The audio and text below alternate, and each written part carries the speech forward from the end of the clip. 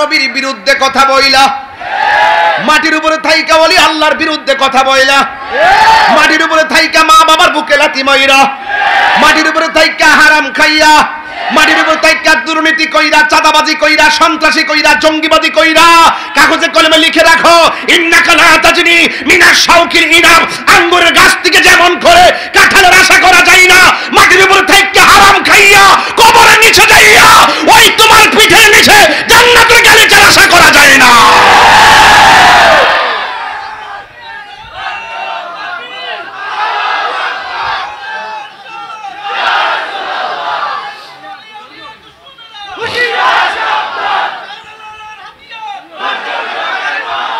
কথা বলেন ঠিক কিনা?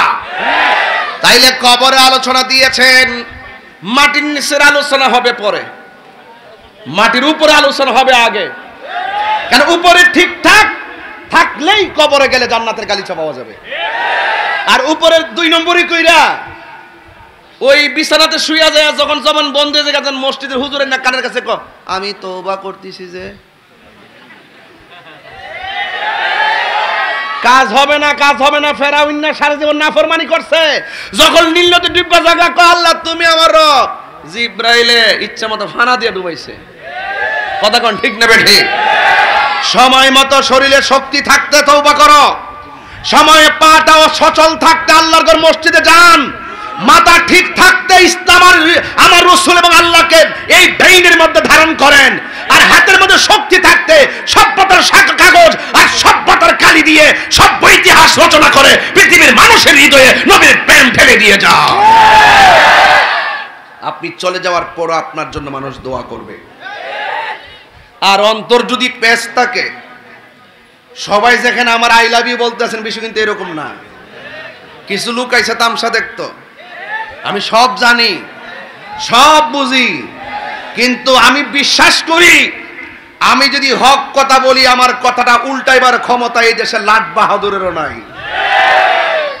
তাহিরি যখন ধরবে চিন্তা ভাবনা করে কাউরে ধরে, খুব জায়গা মতো ধরে, ইমানে আলোচনায় কাউকে ছাড় নাই। কথা কোন ঠিক কিনা?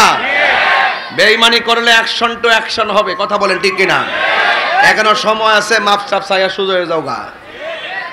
হ্যাঁ ভাইরা আমার, এবার আসুন একটু সামনে বাড়ি। দিল যদি ঠিক থাকে, দিলটা যদি ঠিক থাকে, কবরে যাওয়ার পর আপনার লাশের মধ্যে পচন ধরবে না। আর দিলটা যদি ঠিক না থাকে, কবরে যাওয়ার পর বাস পচার আগে আপনার লাশ পচে যাবে। তো আপনারা জবান খুললে কোন অন্তরের মালিক, অন্তর্জামী কে?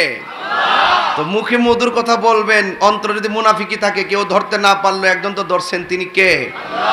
আল্লাহ রাব্বুল আলামিন মুনাফিকের শাস্তি বড় ভয়ঙ্কর দিবেন। আমাদের সমাজে মুনাফিকের সংখ্যা বেড়ে গেছে।